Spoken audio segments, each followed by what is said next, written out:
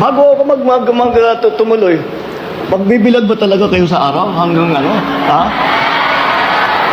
Masisira yung mga kutis ninyong napakagandang mga Bicolanang kutis. Ay, oo, magaganda mga Bicolana.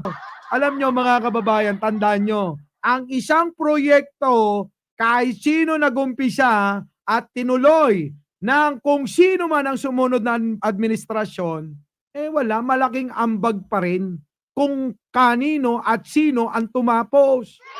O, di ba? O, ngayon, si Digong, kung ano-ano sinasabi. Ang sabi o ano daw ang mga natapos na ba ni Bongbong Marcos na na mga proyekto? Ayan, ilan na ba ang natapos? Napakarami na. Oo, napakarami na. Mr. President, mahal ka namin. Oo, hanggang dulo. Oo, sasamahan ka namin. Maubos